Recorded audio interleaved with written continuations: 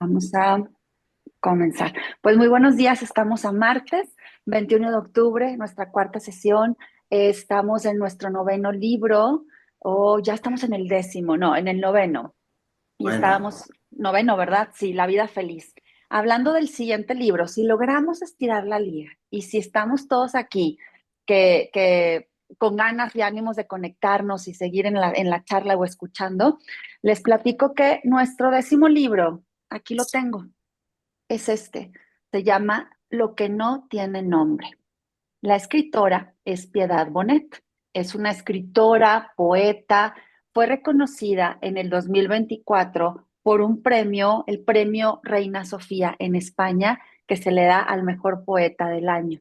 Entonces, de manos de la Reina Sofía de España, ella fue y recibió ese honor en el año 2024.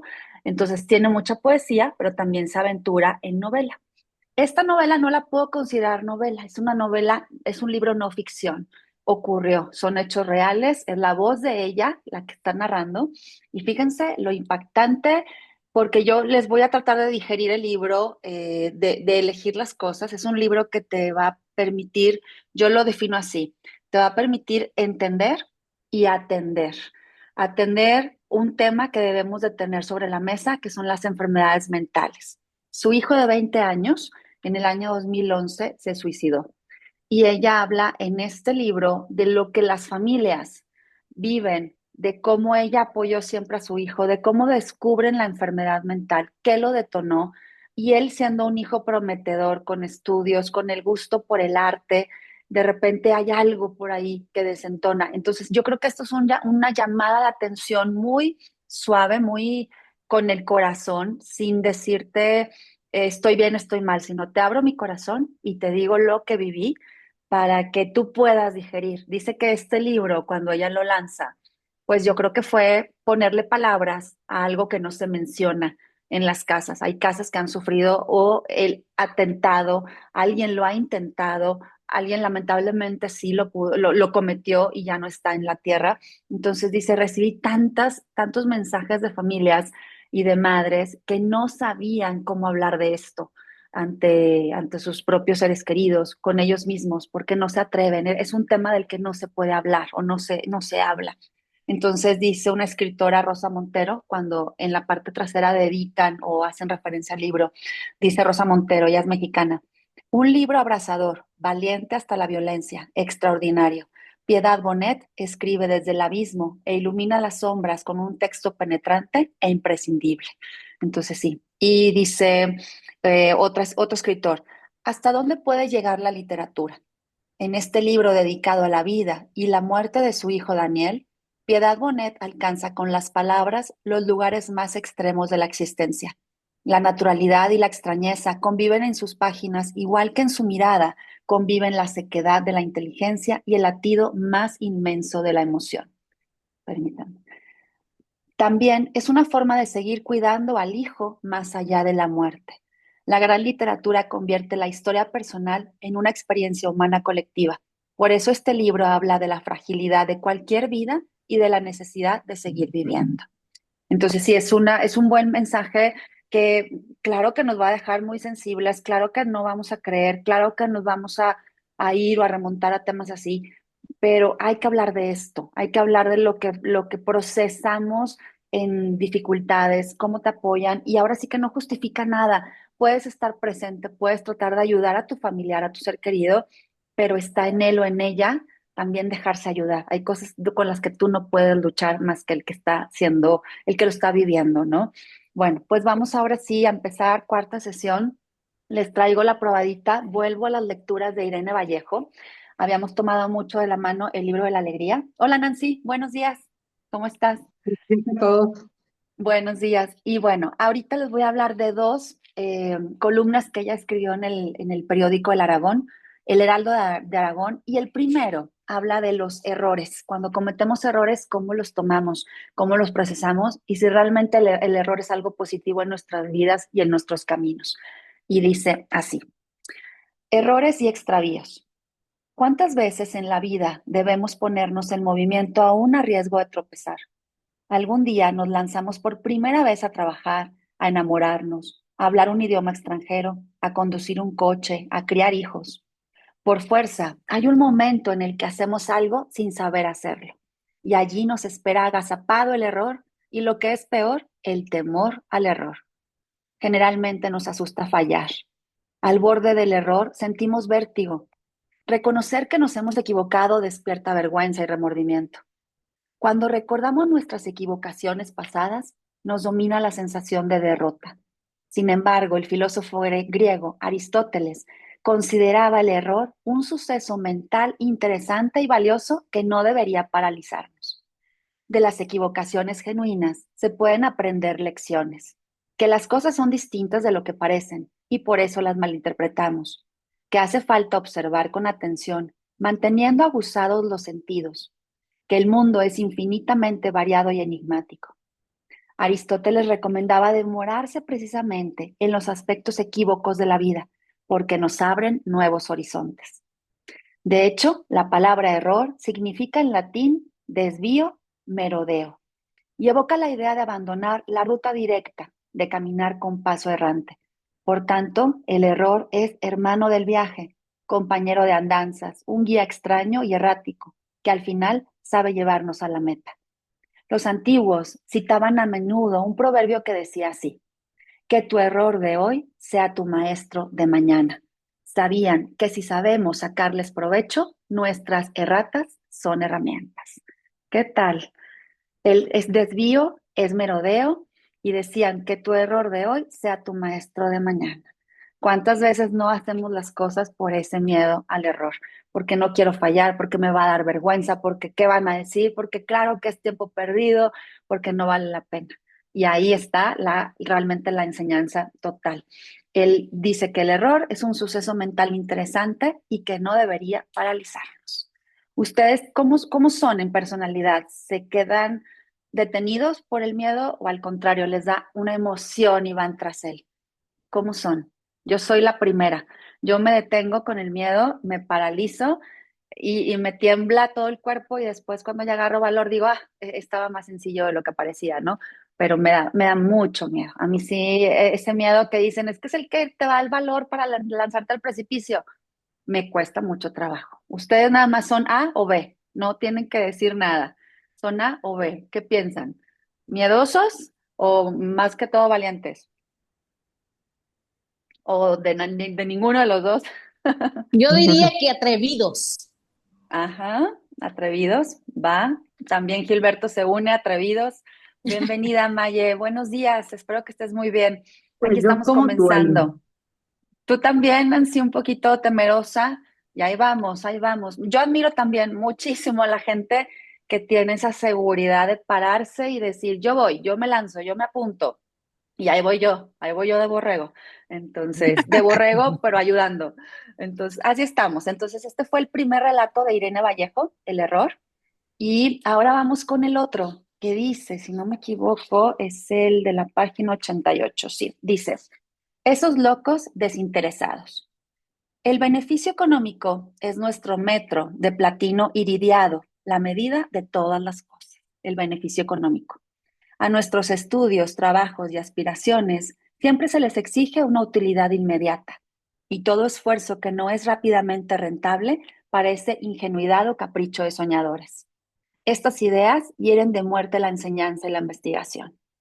Cuenta una anécdota que hace 25 siglos el matemático griego Euclides enseñaba sus teoremas en Alejandría, aquella ciudad, ¿no? Tras dar a conocer las bases de toda nuestra geometría, un estudiante le pregunta a ese matemático, ¿qué ganancia conseguiré con esto que me está enseñando, profesor? Euclides, irritado, llamó a un esclavo y le ordenó que le diera una moneda a ese muchacho, ya que éste necesita sacar algún beneficio de lo que aprende. Claro que pues era sarcástico, el esclavo ni siquiera iba a tener una moneda y no gozaba de libertad, no tenía voz ni voto ni forma de aprender. Entonces esa fue como la cachetada con guante blanco que le dio Euclides al estudiante. En realidad, los descubrimientos que han transformado nuestras vidas nacieron de la curiosidad apasionada y el deseo de extender los límites del conocimiento. En nuestra época tan materialista, muchos investigadores siguen explorando con su imaginación territorios abstractos poblados de números fórmulas e ideas. Los avances técnicos que ciertas personas pragmáticas convierten en negocio necesitarán siempre a esos locos desinteresados. Entonces, siempre, ¿quieres dinero? Está bien. ¿Quieres que te enseñen algo o te están enseñando algo? Siempre va a llegar la pregunta de estudiantes, ahorita mis hijos, pero ¿para qué veo esto? ¿Para qué me enseñan esto? ¿Cuándo lo voy a aplicar? Pues bueno, ahí fue como una palmadita de no te vayas por el lado económico siempre, vete por el lado de curiosidad, de la pasión, porque tarde que temprano tú vas a ser el siguiente ingeniero, el siguiente investigador, el siguiente la persona que va a descubrir algo que hace falta en este mundo, pero todo vale con la palabra ligada a la curiosidad. No todo lleva un valor monetario ahorita, inmediato, pero después puede que sí. Entonces yo sí, sí, sí, creo que siempre les digo a mis hijos, la clave para que tú puedas diferenciarte, estés en la escuela en la que estés, es que seas curioso. No importa dónde te coloca la vida ni qué oportunidades te pueden dar tus papás. Si tú eres curioso, vas a poder comerte el mundo. El mundo está ahí como para que tú lo descubras. Las cosas no te llegan, tú las buscas.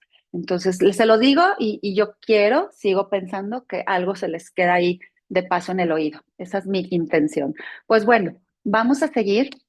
Como les decía, La vida feliz, el escritor francés David Fuenquinos nos trae una novela que dice, bueno, a ver, ¿cómo somos de rutinarios en la vida? Nos hace pensar, ¿seremos como un poquito Eric o seremos un poquito Amélie? Eric, aquel soñador de trabajador constante, rutina segura, trabajo perfecto, decatlón, 20 años, de repente por la red Facebook, Amélie, su antigua compañera de colegio, lo encuentra y le dice, te ocupo en este gabinete del gobierno francés de Emmanuel Macron. Vente conmigo, necesitamos abrir inversiones, vamos a hacer un viaje a Asia y ahí tú y yo vamos a platicar con el director general de Samsung. Ese director ya los tiene citados. En la fecha original, a Eric le ocurre así de manera así instantánea y sin esperarse un desmayo. Entonces el director general le dice, por favor, vete a descansar. La salud es primero, yo reagendo y los vuelvo a ver el día de mañana, por ejemplo. Entonces, el libro va muy suavecito. Te dice, bueno, este Eric, ¿qué trae? ¿No? Es un solitario, no busca a su hijo, con su mamá no tiene una relación perfecta. En el caso de Amélie, pues es la empresaria, la mujer empoderada, la que sigue trabajando, la que tiene un marido también muy comprometido en el hogar, tiene dos hijas, el marido es escritor y ella trabaja junto al presidente. ¿Qué más se puede pedir, no? Entonces, ahora sí que todo pinta bien. Se suspende esa junta, se van a descansar, ya el doctor visita a Eric y le dice, de seguro fue un cambio de jet lag, algo tienes, tal vez te cayó mal, pues todo el trajeteo de este viaje, descansa, pero no le receta nada.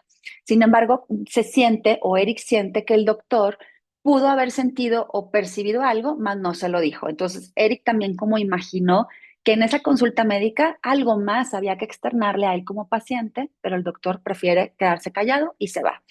Deciden Amelie y Eric aprovechar esa noche en la que ya se siente mejor Eric y se van a cenar. Y ahí nos quedamos en la charla del miércoles pasado. Están en un restaurante tal cual porque ellos creen que es la única oportunidad o la única manera de, por medio de la gastronomía, conocer Seúl, porque no van a tener ni tiempo. Entonces, ellos ya están ahí en el restaurante, hay una pareja al lado y poquita gente y creen que han dado con el lugar perfecto porque fue recomendación de un empleado del hotel. Entonces, la conversación empieza así. Están ya sentados y Amelie le pregunta a Erika, ¿por qué acabó la relación con la madre de tu hijo, Erika? Me abandonó, responde él. ¿Fue muy duro? Sí, bastante, pero ahora va todo bien. Ahora, ¿puedo preguntarte yo algo, Amelie? Claro que sí, dijo Amelie. Cuando hablas de tu marido, dices siempre que es un padre extraordinario, que cuida muy bien de las niñas, pero nunca dices que es un marido extraordinario. Nunca me había fijado, Eric. Cuando se tienen hijos, nos volvemos padres por encima de todo, supongo, respondió ella sin mucho afán. Puede ser, pero si tu marido te dejara mañana, ¿te pondrías triste, Amelie? Vaya, una pregunta rara, me cuesta imaginarlo. De acuerdo, pero ¿te pondrías triste, Amelie?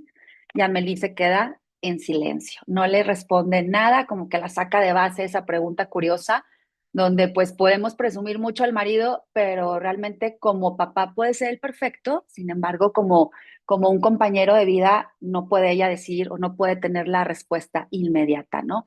Entonces ahí se quedan en esa conversación. Después de conversar más tiempo, yo saltándome unos fragmentos, pues dice así la historia. Se marcharon 2 horas más tarde de ese restaurante. A pesar de que no habían bebido mucho, acusaban algunos síntomas de embriaguez.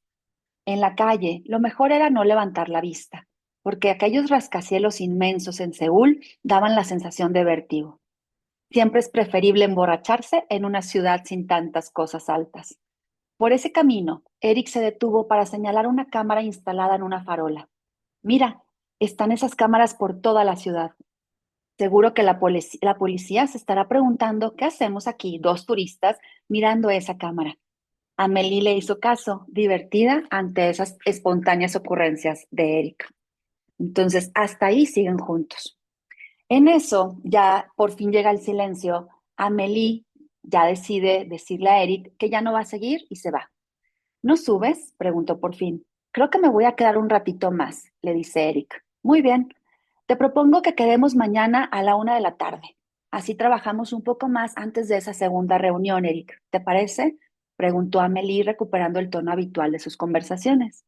Sí, estupendo. Pues buenas noches, Eric. Buenas noches, dijo Eric. Y así, puso una mano tierna en el hombro de Amelie y añadió un sencillo, gracias otra vez por esta cena. Se quedaron parados un momento frente a frente antes de separarse. Era preferible decirse adiós allí, en la puerta del hotel. Por instinto, Eric quería evitar la errancia conjunta por esos pasillos y una escena potencialmente incómoda delante de las habitaciones de alguno de los dos. La razón se impulsó al término de aquella velada, provocando una frustración pasajera. Así que se respetaron mucho, la sensación o la noche pretendía que podían llegar a conversar y a irse a algo más, pero ellos pusieron punto y final ahí, se despiden y dicen hasta mañana. Eric dudaba constantemente de todo lo que hacía. Fíjense cómo es la personalidad de él. Lo agotaba estar en un desacuerdo constante consigo mismo. Había que fiarse de la primera intuición. Lo más elegante era separarse delante del hotel, y así lo hizo. Por supuesto, le habría gustado continuar la velada con Amélie. Lo había cautivado por completo su manera de ser, tan diferente. Se había mostrado sencilla, libre, jovial. Quizá debería haber seguido con ella. De nuevo, una de esas situaciones sin manual de instrucciones. Al final, Eric ahuyentó de su mente aquellas preguntas y se dejó embargar por la majestuosidad del momento. Seúl tenía algo que le gustaba, aunque no estaba en condiciones de definirlo como una atracción, pero siempre le había seducido la idea de que la belleza fuera indefinible. Contempló un poco más la noche y el tránsito de turistas. Eric no subió a su cuarto, perdón, Eric se quedó en el lobby a la altura de la calle. Contempló un poco más la noche y el tránsito de turistas que volvían a meterse en la cama, antes de regresar también él a su habitación. Y fue entonces cuando se produjo un suceso extraño. Al entrar ya a su habitación, en el cuarto de baño, Eric encendió la luz y se acercó al espejo, aterrorizado de repente. Solo duró un segundo, quizá incluso menos, una milésima de segundo, pero por un instante su imagen no apareció en el espejo. Por espacio, de una mota de polvo, su reflejo se extravió. Puede que el cansancio ralentice el tiempo de conexión entre el cerebro y la vista, pensó. Tenía que haber una explicación racional. Fuera como fuera, la sensación no se esfumó. La invisibilidad era una posibilidad. Entonces yo creo que aquí la escena nos da como, está alucinando, ¿no? El hombre se embriagó un poquito, decidió no acompañar a Amélie para poner distancia, porque si no la noche podría tomar otro rumbo. Él se queda afuera, ve un poquito más, disfruta esa noche y ya, voy para mi cuarto. Ahí dice que esa sensación de estar frente al espejo es, no me veo, no me veo en el espejo. Entonces no es una novela fantasmal, pero sí te da esa sensación de por qué se desconectó su visión y su cerebro y él no se ve reflejado. Pues bueno, ya pasa la mañana y ahora sí estamos con Amelie. Ya llega el día de la cita, se habían quedado de ver a la 1 de la tarde para ensayar un poco y tener la reunión a las 3. Como era costumbre, Amelie llegó con una puntualidad irreprochable. Estaba de pie en el centro del vestíbulo del hotel, repitiendo para sus adentros las réplicas del encuentro que estaba a punto de producirse con aquel director general, Buck John. No evidenciaba la menor señal de cansancio, y eso que le había costado conciliar el sueño. Había estado dando vueltas a su velada con Eric, su baile, su paseo. En vez de mirar las redes sociales, como hacía a veces cuando la asaltaba el insomnio, le dio por encender la tele. Se dejó arrastrar por toda clase de videos inverosímiles. Varias bandas daban rienda suelta a sus pasiones en decorados de colores ácidos. Algunos de ellos soñaban seguramente con escapar de aquella prisión sonora de la música. Eric no bajó a la hora convenida, lo que irritó a Amélie. Sin duda él también se habría acostado a las tantas y se le habría pegado las sábanas, pensó. ¿Estaría aún durmiendo? A la 1:02, Amélie consideró que era preferible enviarle un mensaje. Le escribió un sencillo: te espero en el vestíbulo. Bastaron apenas unos segundos para entender que Eric tenía activado el modo avión de su celular, porque apareció un solo tic en la caja de texto. La aplicación WhatsApp contaba con ese equivalente moderno de un acuse de recibo. Ya no le cabía la menor duda. Eric estaba dormido. Al fin y al cabo, en Francia era de noche. Por lo común era puntual. No le habría sonado el despertador, tal vez. Lo mejor sería preguntar en recepción. Buenos días, dijo en inglés. Estoy intentando localizar a mi compañero, pero creo que se ha quedado dormido. ¿Puede llamar a su habitación? Eric Kerson. Por supuesto, dijo la recepcionista buscando en el ordenador el número de la habitación. ¿Está todo a su gusto, señorita? Sí, gracias, todo va muy bien. Me alegro saberlo. La empleada marcó el número, adornando la espera de los tonos sucesivos mediante sonrisas tímidas. Nadie respondía al teléfono. Amélie empezó a preocuparse. No era el momento de echar más leña al fuego del estrés. Sin embargo, Eric era un colaborador extremadamente fiable. Volvió la cabeza hacia el elevador. A lo mejor no contesta porque está bajando. La joven colgó. Amélie le dio las gracias, flotando un instante en la indecisión. ¿Qué hacer? Consultó una vez más el teléfono. Su mensaje seguía sin ser entregado. Sabía que no serviría de nada, pero aún así intentó llamarlo. Evidentemente, saltó el buzón de voz. Tal vez lo mejor sería subir, llamar a la puerta. Si dormía Eric como un tronco, no habría oído la alarma. Sí, eso debía ser. Recordó su confesión de que tomaba somníferos de vez en cuando. Probablemente no conseguía conciliar el sueño y se había decidido a echar mano de una pastillita ya de madrugada. Era la hipótesis más adecuada. Amélie iría a despertarlo, él se daría una ducha rápida y se pondrían en camino. Eso sí, ya no les daría tiempo para reforzar el informe.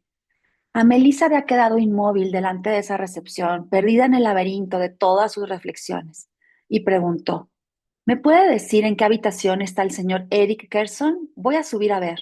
Ah, claro, está en la 1236. Gracias, dijo Amélie con una sonrisa que disimulaba su inquietud. Pues bueno, ahí está la incógnita. El hombre se fue a dormir, no aparece en la cita, no contesta. Ahora sí ya tomó la decisión, va a ir al elevador para buscarlo directamente. Uno de los ascensores empezó a bajar hacia la planta baja, pero se detuvo en la quinta durante un momento en el que a Amélie se le hizo horrorosamente largo. Parecía que todos los elementos estaban confabulando para que la jornada degenerase en ansiedad, a pesar de que hasta aquel momento Amélie se había sentido serena. Cuando sacara a Eric de su letargo, le diría a las claras lo que ella pensaba. Una familia entera, equipada con montones de maletas, salió por fin de ese ascensor. Amélie pulsó el botón de esa 12ª planta con la esperanza de que nadie le entorpeciera aquel trayecto. Una vez allí, en el piso 12, se puso a buscar la habitación. Indudablemente se encontraba al final del pasillo. Caminó deprisa, aguantándose las ganas de correr. Llamó a la puerta en cuanto llegó. Seguramente Eric estaría bochornado, se desharían disculpas, pero no había más tiempo que perder. No obstante, no ocurrió nada. Llamó otra vez. Nada. Pegó la oreja a la puerta y le pareció oír un ruido. Imposible distinguir de qué se trataba, quizá una respiración. Tocó de nuevo, esta vez con menos convicción. Era absurdo. Si Eric estuviera en la habitación, ya habría reaccionado. Se le vino entonces a la memoria el desmayo. Con qué ligereza lo habían despachado durante la noche. ¿Cómo había podido ser tan inconsecuente? Habían salido, incluso habían bailado, a pesar de que unas pocas horas antes el cuerpo de Eric había mandado una elocuente señal de alarma. Una certeza macabra se adueñó de súbito de Amélie. Si no contestaba, era porque estaba muerto. Su corazón se había rendido, pensó. Apareció una camarera en el piso. Amelie se lanzó sobre ella. Incapaz de reprimir el pánico que la poseía, le dijo: Buenos días, señorita. Perdone que la moleste, pero ¿me puede abrir la habitación de mi compañero, por favor? Es que no responde, estoy preocupada. La mujer dijo por fin: No English. Amelie intentó hacerse entender por señas. Indicó la habitación e hizo el gesto de abrir la puerta. Representó con mímica a un hombre dormido. Una escena tan inverosímil como angustiosa. Estaba tratando de explicarle a una camarera coreana que Eric no daba señales de vida. Se disponía a llevarla de la mano, pero cambió de idea al acordarse que tenía una aplicación de traducción en su celular. Por fin, las dos mujeres se entendieron y llegaron hasta la habitación 1236. Una vez abierta la puerta, Amélie constató que la estancia estaba sumida en la penumbra. Quiso pronunciar el nombre de su compañero para anunciarse, pero no había ningún motivo para que esta vez Eric respondiera. Encendió la luz y entendió que no estaba en la cama. ¿Y en el cuarto de baño? Abrió la puerta despacio, aún temerosa de descubrir el horror de su cuerpo en la bañera. Pero no, absolutamente nada, ni la más insignificante presencia. Al no saber qué hacer ni qué pensar, dio unos pasos por la habitación de manera mecánica, bajo la mirada de la camarera, que parecía estar vigilando que no tomara nada. Entonces se dijo que Eric no había vuelto ni había dormido allí. Debía de haber salido de nuevo y algo le había pasado. Si eso era, había sido agredido. Había que llamar a la policía, denunciar su desaparición. Este panorama tan macabro se interrumpió por completo cuando Amélie descubrió una bandeja en el suelo que evidenciaba que Eric había desayunado en la habitación. Así que llamó a la recepción. Disculpe, soy Amélie, otra vez. Estoy en la habitación del señor Eric Kerson, pero no está. Por lo que veo, esta mañana llamó al servicio de habitaciones. ¿Me lo podría confirmar si es tan amable? Un momento, señora. La camarera no le quitaba el ojo. ¿Qué quería? Aquella mirada empezaba a pesarle. Consultó su reloj, ya era la 1:30. Estaban por lo menos a 45 minutos de la sede de la empresa Samsung. Todavía llegaban, pero ¿qué debía hacer? ¿Esperar a saber algo de Eric o irse sola? Por fin le contestaron. Efectivamente, el señor Eric pidió el desayuno en su habitación a las 9:30. Gracias. En el momento en que se disponía a salir, Amélie vio el informe que habían preparado para la reunión. Todas las hipótesis se arremolinaban en su cabeza. Estaba claro que había previsto volver, si lo había dejado todo allí en su habitación. Quizá le hubiesen robado la cartera y el móvil. En ese caso puede que se reuniera con ella directamente en la empresa Samsung. Se las arreglaría para llegar, no le quedaba de otra. Eric sabía mejor que nadie lo que estaba en juego con esa cita. Llevaba semanas desarrollando la estrategia perfecta para convencer a los coreanos. Pero ¿no podía haber pedido prestado un teléfono para avisarle? La camarera señaló su reloj para manifestar impaciencia. Amélie salió de la habitación sin acordarse siquiera de dar las gracias, aturdida por todos los acontecimientos. Acababa de esbozar una hipótesis optimista, la presencia de Eric en la reunión, pero enseguida se dejó invadir de nuevo por la improbable de esa posibilidad. No está, no está Eric, no está. Repitió 3 veces en voz alta, como si el mero conjuro pudiera convencerla de la realidad. Fue rápidamente a su cuarto para echarse un poco de agua en la cara. Para ella se trataba de una sensación casi ajena, pero lo cierto es que empezaba a tener miedo, sin ser del todo capaz de definir aquel temor. Amélie bajó al lobby con el informe bajo el brazo. La joven recepcionista, captando su inquietud, se mostró especialmente considerada. Imaginaba que Eric y ella formaban una pareja ilegítima y que habían discutido. Él se había alargado. ¿Cuántas veces ella en la recepción no habría sido testigo de esa clase de situaciones? Sobre todo con los franceses, tan desenfrenados en sus costumbres. Amélie balbuceó. ¿Me podría pedir un taxi, por favor? Claro que sí, respondió la chica respondiéndose a ello. Listo, ordenado. Llegará en 3 minutos, señorita. Gracias. También le voy a dejar mi número de teléfono. Si mi compañero Eric llama o si lo ve, avíseme, por favor. Por supuesto, señorita, puede contar conmigo. Amélie salió del hotel. Como no se sentía bien, se dirigió hacia el banco para sentarse. Aquel banco afuera del lobby en el que estuvieron cerca la noche anterior. Aquel momento de gracia cobraba ahora un restrago de amargo, como si necesitara pagar por esa dicha fugaz. Ya una vez sentada en el taxi, Amelie trató de recomponerse. Para tranquilizarse, se decía que la policía o los hospitales se habrían puesto en contacto con ella si algo grave le hubiera pasado a Eric. Tenía la corazonada de que no corría peligro. Seguía achacada bajo la desaparición o un problema de red o perdió el teléfono o cualquier contratiempo. Sí, tenía que convencerse de eso, ser optimista. Todo iría bien. Amélie empezó a preocuparse ante la idea de llegar tarde también. Parecía que metódicamente se iban activando todos los engranajes de un guión de catástrofes. Y eso que había salido con tiempo de sobra. Preguntó al conductor que no hablaba inglés. Utilizó de nuevo la aplicación de traducción, pero el rumor por aquella lluvia que empezó le impidió oír bien. Amelie se planteó la posibilidad de hablar con el equipo de Samsung, explicar la retención provocada por aquel diluvio, pero tras la indisposición de la víspera, le pareció que ya estaría lleno de excusas el problema. Aficionada al pensamiento positivo, murmuró para sus adentros: Venga, venga, Amelie, todo va a salir bien.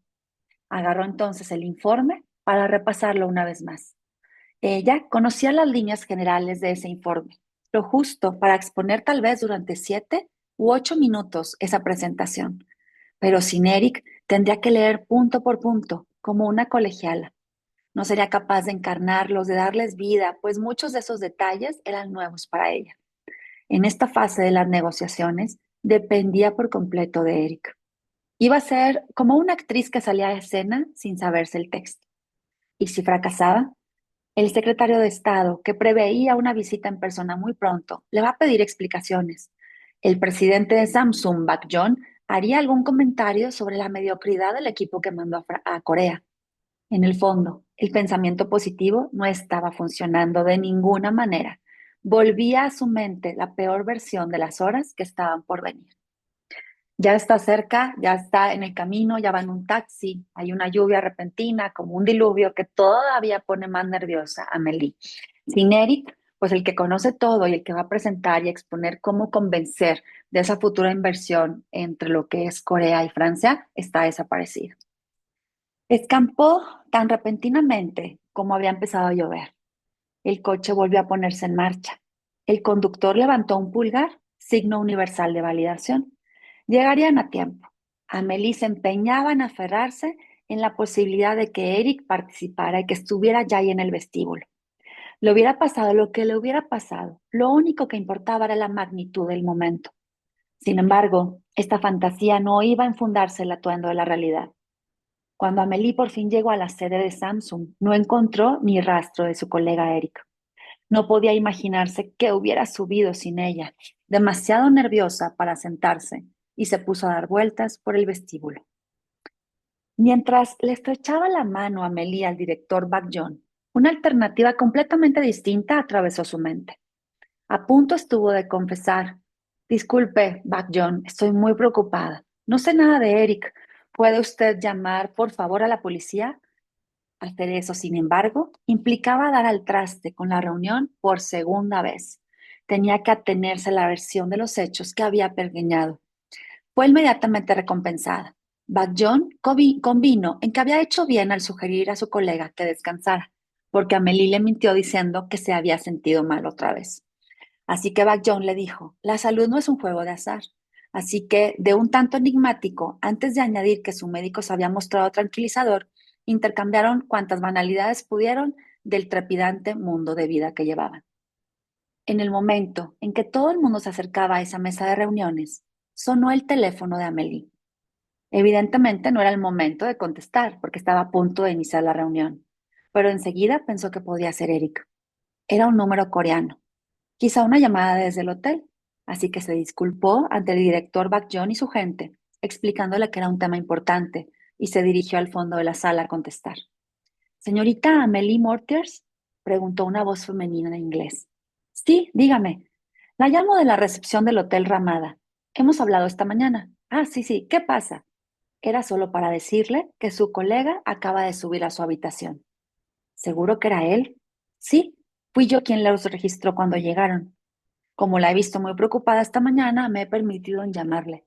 Ha hecho bien, muchísimas gracias, dijo Amélie antes de colgar. Le habría gustado interrogar a la empleada, preguntarle en qué estado se encontraba Eric, pero todo el mundo ya la estaba esperando con la mirada, así que se encaminó hacia el grupo.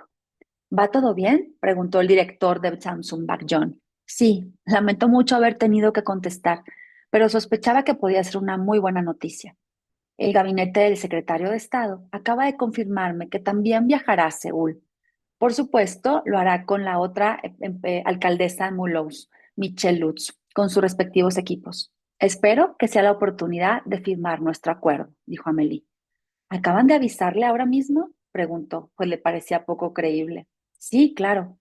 Como sabe, barajamos muchas propuestas antes del emplazamiento de la sede. Nuestra idea es seleccionar 2 o 3 opciones, señorita Amélie, pero mandaré a nuestros equipos sobre el terreno. ¿Usted no vendrá? Todavía no lo sé. Si Corea elige Francia, le puedo garantizar que haremos el viaje, de ese viaje un momento inolvidable para usted. Aquella actitud le pareció positiva. Bueno, continúa la reunión y dice, eh, perdónenme, voy. Si bien no había desmerecido la presentación de Amélie, ella tenía la impresión de que no había estado a la altura. Se dijo que tendría que haberla anulado. Habría sido un suicidio acudir sin Eric y así fue. Este sentimiento de fracaso le resultaba intolerable. Había escalado todos los peldaños de su vida profesional, superando celos y golpes bajos, pero era la primera vez que experimentaba una humillación como tal. Soñaba con dar marcha atrás en el tiempo y borrar aquella reunión con Samsung, que permanecería como una mancha en su dignidad. Tenía una cita con otra empresa coreana a las 5:30, pero llamó a su asistente en París para cancelarla. Era evidente que ella no estaba en condiciones. Por un momento se planteó volver a llamar al director de Samsung, Baek John, y pedirle otra oportunidad, pero un gesto semejante podía interpretarse como un reconocimiento de fracaso. Tenía que confiar en sí misma. Su presentación había sido honesta y había tenido el mérito de mostrar el entusiasmo de Francia por hacer negocios con Corea. Entonces, tarán, aquí me voy a quedar. Son las 11 con casi 10 minutos. Estamos descubriendo que, bueno, Eric está vivo, ya lo notaron, la recepcionista estuvo al pendiente y sabe que, pues, desayunó, dejó sus cosas impecables, pero él desapareció y está regresando al hotel. Amelie, enfrascada en el fracaso personal de no tener el dominio de la presentación y que todo estaba en manos de Eric, pues siente la necesidad de o cancelo esta segunda sesión o todavía le pido una tercera, pero tiene la esperanza de que se puedan cerrar esas negociaciones entre lo que es la empresa Samsung para instalar una sede en cierta ciudad o cierta población de Francia. Entonces, pues vamos a continuar el día de mañana, donde Ay, ya no. viene, sí, donde Ay, vamos a No, no. ya saber, Otros no, tres, no. otros 5 minutos. vamos a saber qué es lo que pasa, porque se divide en 2 partes. Entonces, Ay, vamos a no. dejarnos con esa incertidumbre. ¿Por qué se comportó Eric así? ¿A dónde fue? ¿Qué pasó en su vida? ¿Por qué él dice que no se vio reflejado en el espejo? Algo en su subconsciente le dejó reflejando, no sé si la conversación que tuvieron en la cena, en el restaurante, lo que él ha vivido con el distanciamiento de su hijo, con un puesto que a lo mejor no es lo suyo, pero se arriesgó. Creo que ahí va ligado un poco el miedo, ¿no? Al éxito, el miedo al error. Eric pues se aventuró 20 años garantizados en Decathlon, donde tenía todas las mañanas, tardes codificadas con el mismo patrón. Él se aventura y va hacia un camino distinto, ¿no? Porque así lo leímos en la mañana, que esos errores sean tus maestros del mañana. Siento que por aquí va medio ligado sin querer cuando elegí el tema y también que a veces estamos muy interesados en que haya un beneficio económico en todo lo que hacemos. Sin embargo, cuando Eric cambió de trabajo, no sé si lo leí o lo omití, el pago no iba a ser mayor, pero lo que también Eric buscaba era darle otro sentido, como que sabía que era una oportunidad de cambio, aunque no tuviera una remuneración más alta. Entonces también eso fue un cambio, no tenía grandes responsabilidades. Su hijo Hugo está más tiempo con su ex esposa Isabel, con quien pasa más tiempo con el nuevo novio de Isabel. En Martinica, cuando estaban pasando Navidad, estaban en Martinica. Entonces él no tiene no tiene preocupación por desembolsar algo, lo que le interesaba era un giro y sobre todo la incertidumbre por descubrir por qué Amelie me buscó por Facebook, por qué sin conocerme tanto y sin ser tan amigos cercanos, puso en mí esa propuesta de puesto en el que yo no tengo ningún tipo de De experiencia, conocimiento. de conocimiento de gobierno, pero sí conocimiento empresarial. En cuanto a una empresa fuerte, Decathlon francesa, de hacerlo crecer hasta hacerlo director general e irse a un ámbito donde hay que hacer inversiones entre países, pues por ahí Amelie tendrá algo que ver. También recuerdan que le intrigó mucho a Eric cuando estando en casa de su madre se puso a ver antiguos álbums y pues ya saben, los álbumes fotográficos anuarios de las escuelas, y cuando Amelie le dedica el álbum a él o su anuario, le puso, nos volveremos a ver. Y Eric como que esa frase parece que se la traga muy en serio de, o sea, todo estuvo planeado por ella, nos volveremos a ver con el paso de la vida, de los años, aunque no hayamos sido grandes amigos. Entonces siento que Eric se está imaginando muchas cosas, algo le tuvo que haber pasado para no haberse presentado, porque él es un compañero fiable, así lo dijo Amelie, es alguien fiable, con buenas recomendaciones, no haría esto. Entonces, mañana lo descubrimos. ¿Qué les pareció? Ujú. ¿Bien, mal? Ahí Súper vamos. Bien, interesante. ¿Qué tal? interesantísimo. Se Bueno, siente mal como porque nos la dejaste muy velocidad Estamos aquí picadas. todos De Vamos a ver suspenso. de de suspenso, es suspenso. la Y no palabra. es, y no es una novela thriller, no es una novela negra, no es terror, pero sí te deja en esta escena de, por favor, dime dónde está el hombre, ¿verdad? ¿Con quién se Pues díganos fue? de una vez ya. Nos vas No, a decir, Sí, sí. no nos vas mañana. a Eso no se vale, que se quede uno así todo el día.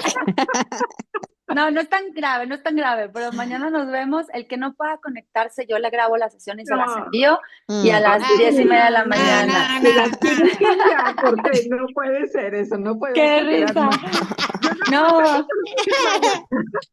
no, sí lo vamos a poder superar. Mañana vamos a estar enterándonos, o si no, viendo la grabación rapidito. Y si este tipo de novelas está buena, hay muchas más. Hay un autor suizo que se llama Joel Dicker y escribe así como suspenso de la habitación y el muerto y el no sé qué, y Ay, no. apareció, No.